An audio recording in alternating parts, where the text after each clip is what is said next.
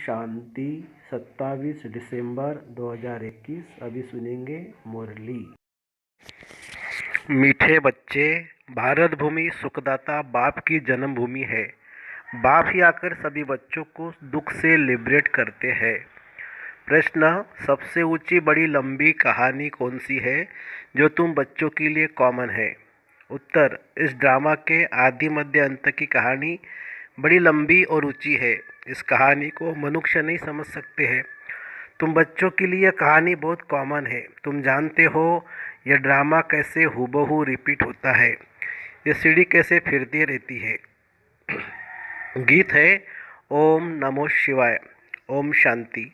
मीठे मीठे सिकिलदे बच्चों ने महिमा का गीत सुना। किसकी महिमा?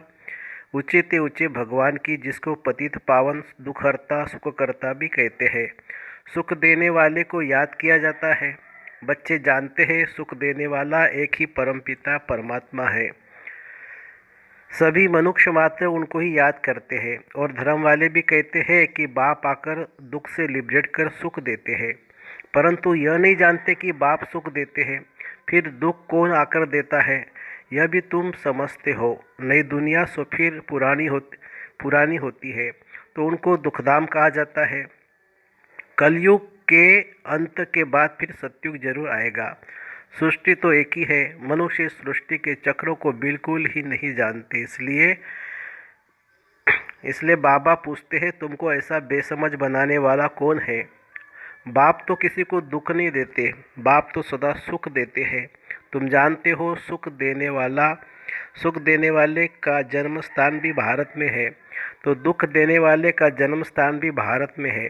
भारतवासी शिव जयंती भल मनाते हैं, परंतु समझते कुछ भी नहीं है। वह ऊंचे ते ऊंचे भगवान की जयंती है, उनका नाम है शिव।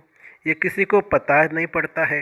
रावण का वर्ष वर्ष जलाते रहते हैं, परंतु वह क्या चीज़ है, कब से आया है, क्यों जलाते हैं, ये कुछ भी नहीं जानते हैं। ड्रामा के प्लान अनुसार उनको ये पता होना ही नहीं है। बाप समझाते हैं हर एक का पार्ट अलग अलग है। मनुष्य का पार्ट ही गाया जाता है। मनुष्य ही समझदार है, जानवर तो बेसमझ है।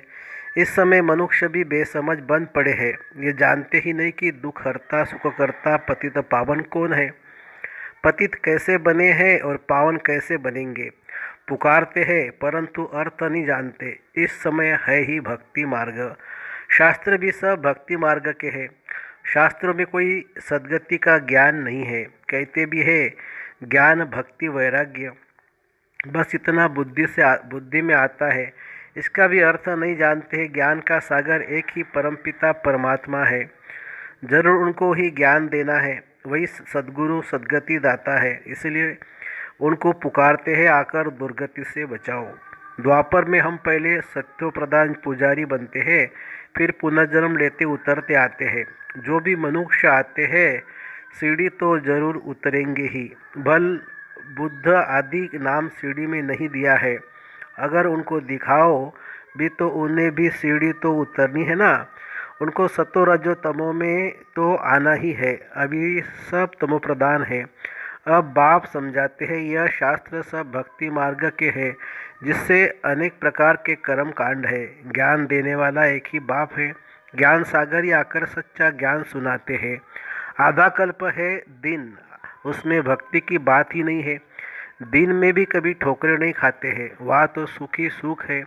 वह बाप का वर्षा तुमको कल्प के संगम पर मिलता है। ये ज्ञान बाप उन बच्चों को देते हैं जिनको कल्प पहले दिया था और कल्प देते ही रहेंगे। उनकी बुद्धि में ही बैठेगा कि रचिता ही रचना का ज्ञान दे रहे हैं। चित्र कितने बनाते हैं, फिर उन्हों के कैलेंडर्स भी बनेंगे।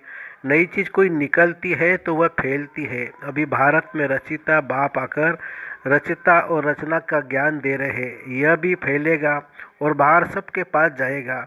फिर वह कह नहीं सकेंगे कि हम स्वर्ग में क्यों नहीं जाते हैं। सबको पता पड़ जाएगा। बना बनाया ड्रामा है, इसमें फर्क पड़ नहीं सकता। दुनिया में तो अनेक मत है। कोई कहते हैं नेचर है, कोई कहते हैं आत्मा निर्लेप है। पिछाड़ी में एक बाप का ही सुनेंगे, समझेंगे। बरोबर हम इस ड्रामा के एक्टर्स भी है। ये वैरायटी धर्मों का झाड़ है। सबकी बुद्धि का ताला खुल जाएगा। अभी ताला बंद है। तुम्हारे धर्म की बात अलग है। बाकी ड्रामा प्लान अनुसार स्वर्ग में आ नहीं सकते हैं। हमारा धर्म स्थापक फलाने समय पर आया। क्राइस्ट कोई स्वर्ग में थोड़ी आया। यह सब बातें इस झाड़ से वृद्धि में आएगी, सीढ़ी से नहीं। झाड़ बड़ा अच्छा है, समझेंगे ये बना बनाया नाटक है। बाकी योग की बात समझते हो। हम पावन बन बाप को याद करें तो विकर्म विनाश हो। जब योग युक्त हो जाएंगे तब अपना भी पता पड़ जाएगा। रचता और रचना की नॉलेज आगे चलकर सब समझेंगे, अभी नहीं। ड्रामा भी बड़ा युक्ति से बना हुआ है। लड़ाई तो लगनी ही है। अभी तुम्हारी बुद्धि में यह ड्रामा का राज है। अगर कोई नया आ जाता है तो शुरू से लेकर समझाना पड़ता है। यह बड़ी लंबी कहानी है बहुत ऊंची, मगर तुम्हारे लिए कॉमन है। तुम जानते हो ये सीढ़ी का चक्र कैसे फिरता है। बाप कहते हैं, मीठे बच्चे, भक्ति मार्ग में तुमने कितनी तकलीफें ली है। यह भी ड्रामा में नूंद है। यह सुख दुख का खेल तुम्हारे ऊपर बना हुआ है। तुम बहुत उच्च भी बनते हो तो नीच भी बनते हो। बाप कहते हैं, मीठे बच्चे, इस मनुष्य सृष्टि का बीज रूप मैं हूँ। झाड़ का सारा नॉलेज तो जरूर मेरे पास ही होगा। बड़ के झाड़ का मिसाल भी इनके ऊपर ही है। सन्यासी लोग भी मिसाल देते हैं, परंतु उनकी बुद्धि में कुछ भी नहीं है। तुम तो जानते हो कैसे आदि सनातन देवी देवता धर्म प्राय लोप हो जाता है। अभी वो फाउंडेशन है नहीं, बाकी सारा झाड़ खड़ा है। सभी धर्म है, बाकी एक धर्म नहीं है। बड़ का झाड़ भी देखो कैसे खड़ा है, थूर है नहीं, फिर भी झाड़ सदैव हरा भरा है। दूसरे झाड़ फाउंडेशन बिगड़ सूख जाते हैं, क्योंकि थूर बिगड़ पानी कैसे मिले। परंतु वह बड़ का झाड़ सारा ताज़ा खड़ा है। यह वंडर है ना। वैसे इस झाड़ में भी देवी देवता धर्म है नहीं। अपने को समझते ही नहीं है। देवी देवता धर्म के बदले हिंदू कर दिया है। जब से रावण राज्य शुरू हुआ है तो देवी देवता कहलाने लायक नहीं रहे हैं, तो नाम बदल हिंदू रख दिया है। देवताओं के सिर्फ जड़ चित्र निशानी जाकर रही है, जिससे समझते हैं स्वर्ग में उनका राज्य था। परंतु वह स्वर्ग कब था यह कोई जानते ही नहीं है। सतयुग की आयु बहुत लंबी चौड़ी कर दी। जो पास्ट हो गया है वह फिर अपने समय पर रिपीट होगा। वही फीचर्स अभी थोड़े ही हो सकते हैं, वह फिर स्वर्ग में ही होंगे। यह ज्ञान तुम ही समझते हो। बाकी वह सब भक्ति करते पतित बनते रहते हैं। पावन दुनिया थी, तुमको बाप बेट समझाते हैं। कहते भी है आप जानी जाननहार है। बाप कहते हैं मैं कोई एक एक के दिल को थोड़ी ही जान बैठ जानूंगा। कोई कहते बाबा आप तो सब कुछ जानते हो, हम विकार में जाते हैं, आप सब जानते होंगे। बाप कहते हैं मैं सारा दिन बैठ ये जानता हूँ क्या, मैं तो आया हूँ पतितों को पावन बनाने के लिए। तुम जानते हो हम बाबा से सुख का वर्षा ले रहे हैं, बाकी सब वापस मुक्तिधाम में चले जाएंगे। कैसे जाएंगे, इसमें तुम्हारा क्या जाता है। बाप ही आकर मुक्ति जीवन मुक्ति में ले जाते हैं। हिसाब किताब चुकता कर सबको जाना है। तुमको सत्वप्रधान बनना है। तुम दूसरे की बात में क्यों जाते हो। तमोप्रधान से सत्वप्रधान बनाने वाला एक ही बाप है। भक्ति मार्ग में ज्ञान की रत्ती नहीं हो सकती। कहते हैं ज्ञान और भक्ति पूछो ज्ञान कितना समय और भक्ति कितना समय चलती है, तो कुछ भी बता नहीं सकते हैं। भक्ति अलग चीज़ है। बाप खुद ही समझाते हैं कि मैं कैसे आता हूँ, किस में प्रवेश करता हूँ। मनुष्य भक्ति मार्ग में फंसे हुए होने के कारण मुझे मुश्किल ही पहचानते हैं। इसलिए तुम शिव शंकर के चित्र पर समझाते हो। वह दोनों एक के एक ही कर देते हैं। वह सूक्ष्मवतनवासी या परमधामवासी, दोनों के स्थान अलग अलग है। फिर एक नाम कैसे रख सकते हैं। वह निराकारी व आकारी, ऐसे थोड़ी कहेंगे शंकर में शिव का प्रवेश है, इसलिए तुम शिव शंकर कह देते हो। बाप समझाते हैं मैं तो इस ब्रह्मा में प्रवेश करता हूँ। तुमको यह किसने बताया कि शिव शंकर एक है। शंकर को तो कभी कोई गॉड फादर नहीं कहते हैं। उनको तो गले में सांप डालकर शक्ल ही कैसे बना दी है। फिर बैल पर सवारी दिखाते हैं। शंकर को भगवान तो बिल्कुल ही नहीं मानेंगे। एक शिव बाबा ही भक्ति में सबकी मनोकामनाएं पूर्ण करते हैं। शंकर के लिए तो सिर्फ कहते हैं आँख खोली तो विनाश हो गया। बाकी सूक्ष्म वतन में कोई बैल सर्प आदि थोड़ी होते हैं।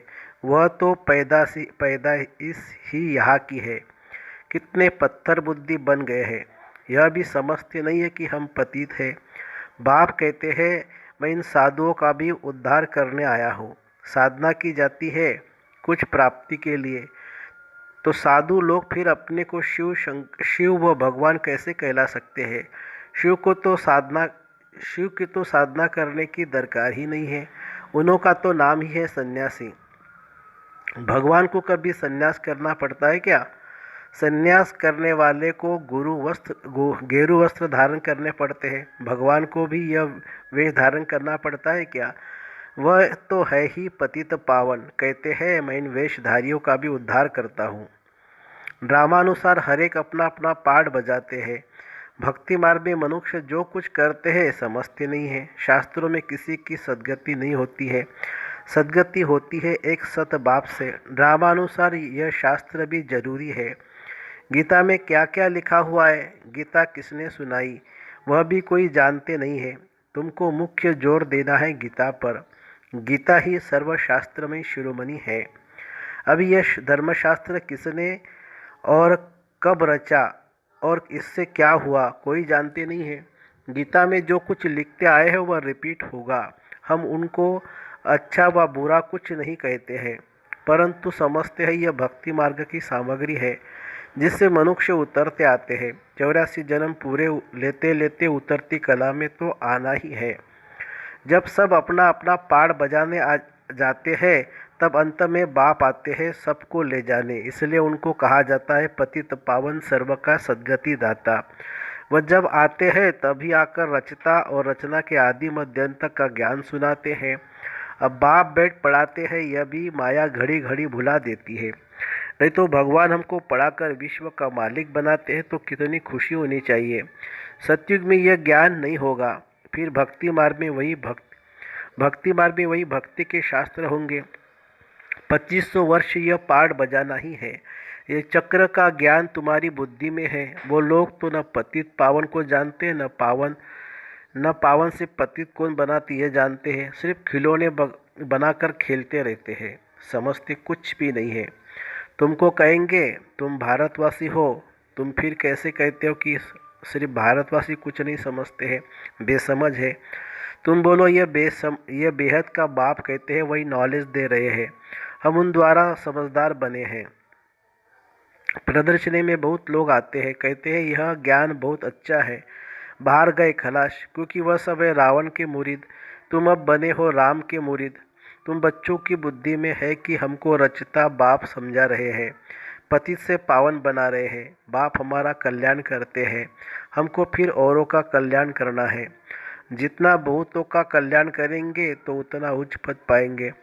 यह है रूहानी सेवा। रूहों को ही समझाना होता है। समझती भी रूह है। आधा कल्प तुम देह अभिमानी बनते हो। देही अभिमानी बनने से आधा कल्प सुख, देह अभिमान बनने से आधा कल्प दुख। कितना फर्क है। जब विश्व के मालिक थे तो कोई धर्म नहीं था। अभी कितने मनुष्य है। अभी तुम हो संगम पर। अच्छा, मीठे मीठे सिकिलदे बच्चों प्रति माता पिता बाप दादा का याद प्यार और गुड मॉर्निंग। रूहानी बाप की रूहानी बच्चों को नमस्ते। हम रूहानी बच्चों की रूहानी बाप दादा को याद प्यार, गुड मॉर्निंग और नमस्ते बाबा नमस्ते। धारणा के लिए मुख्य सार। याद के बल से सब हिसाब किताब चुक्त कर सतोप्रधान बन वापस घर चलना है। दूसरों किसी बातों में नहीं जाना है। दूसरी पॉइंट, भगवान हमको पढ़ाकर विश्व का मालिक बनाते हैं, इसी खुशी में रहना है, रूहानी सेवा करनी है। वरदान। साधारणता द्वारा महानता को प्रसिद्ध करने वाले सिंपल और सैम्पल भव। जैसे कोई सिंपल चीज़ अगर स्वच्छ होती है तो अपने तरफ आकर्षित जरूर करती है। ऐसे मनसा के संकल्पों में, संबंध में, व्यवहार में, रहन सहन में जो भी सिंपल और स्वच्छ रहते हैं, वह सैंपल बन सर्व को अपनी तरफ आकर्षित करते हैं। सिंपल अर्थात साधारण, साधारणता से ही महान प्रसिद्ध होती है। जो साधारण अर्थात सिंपल नहीं, वो प्रारब्ध रूप बन जाते हैं। स्लोगन है, दिल से कहो मेरा बाबा तो माया की बेहोशी से बंद आके खुल जाएगी। दिल से कहो मेरा बाबा तो माया की बेहोशी से बंद आके खुल जाएगी। अच्छा, ओम शांति शांति शांति। शुक्रिया बाबा, शुक्रिया। Thank you Baba, thank you.